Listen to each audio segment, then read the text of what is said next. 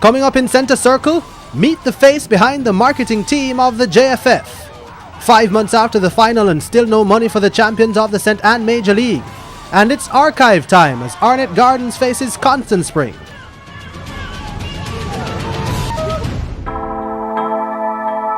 Sophia Harris Law is now in her 4th month at the JFF as the Federation's Senior Marketing and Business Development Executive.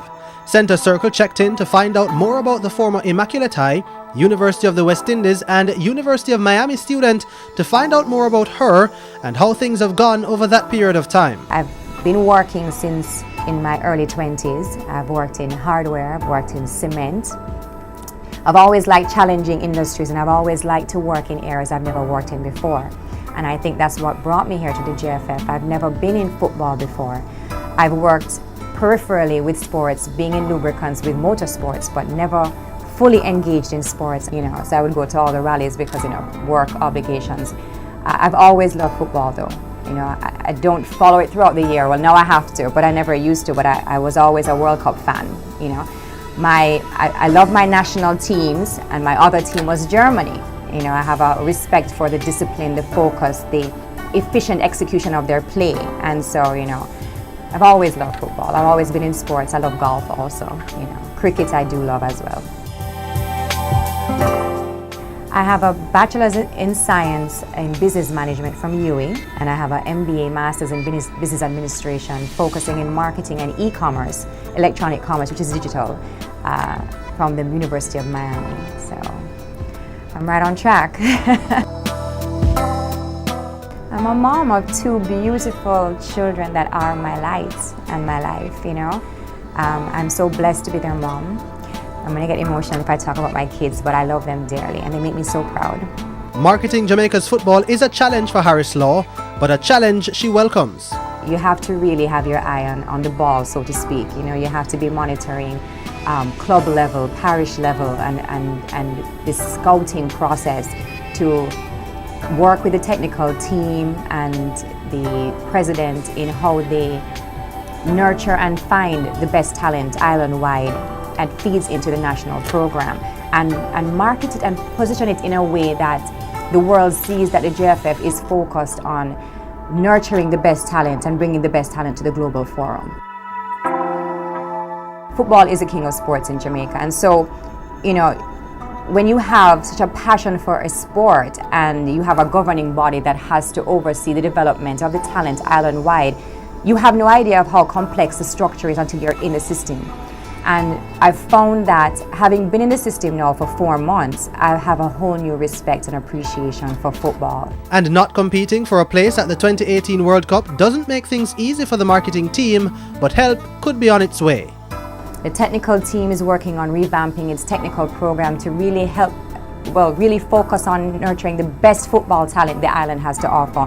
We want to have more locally based players, nurture the local talent, the best of the world talent, best of Jamaican players around the world, to make sure that all of our national teams are the creme de la creme of football, competing on the global stage.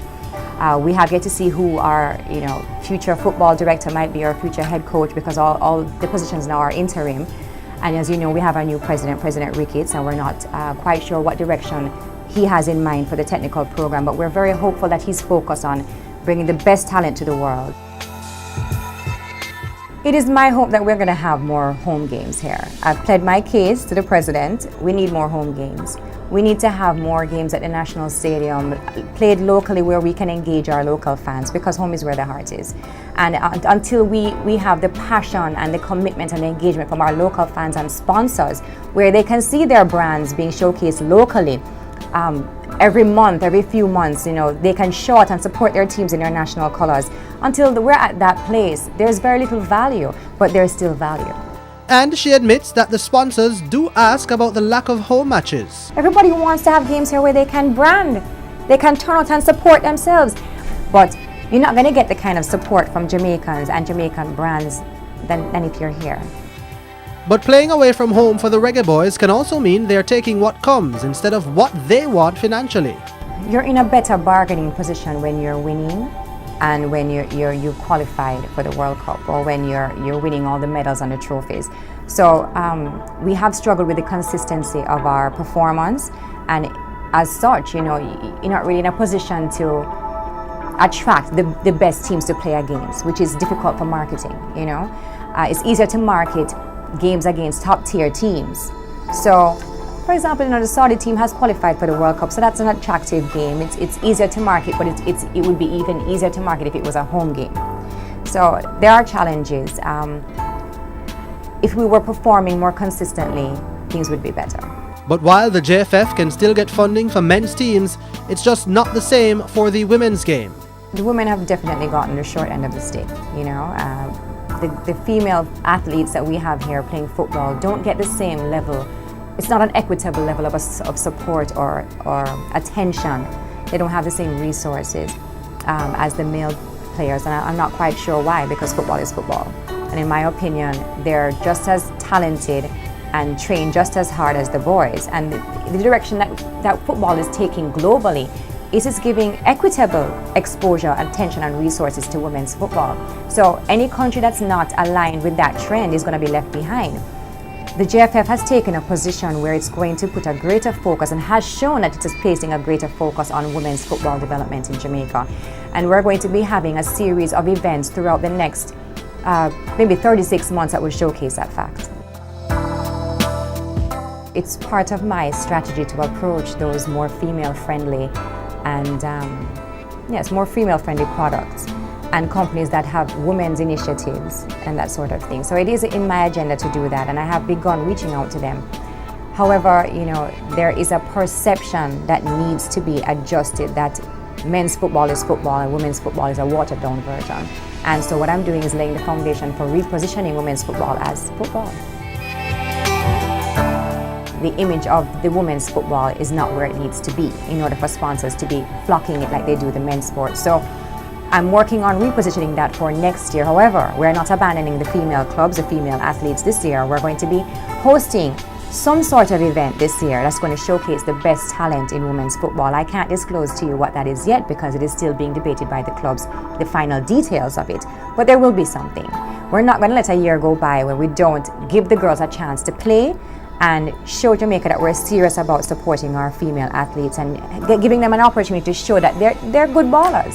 The JFF are also moving to a digital age as they try to increase their social media presence. We've made everything more comprehensive and inclusive. So you have new, more consistent social media handles where they were all different. We're now posting everything simultaneously across all platforms.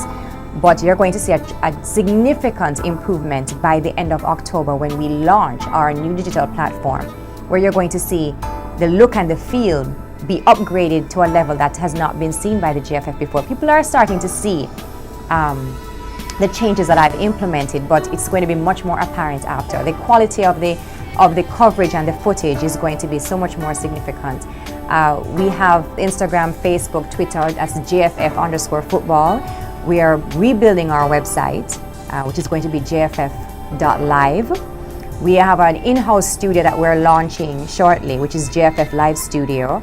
And that studio will be for rent, but it will also be used to create proprietary content. And you know, content is king. Sponsors love content.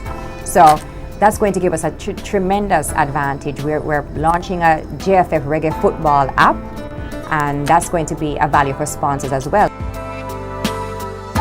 This app will have geofencing capabilities where you can target people in a geographical area and send messages to them, which is tremendous value, to not only to GFF but to our partners.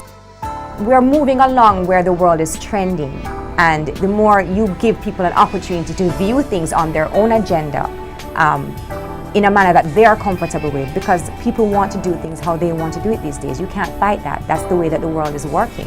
So the GFF is committed to providing a platform that makes it easy for you to watch our football island-wide, our national program, our coaching seminars, everything that we are doing at your convenience.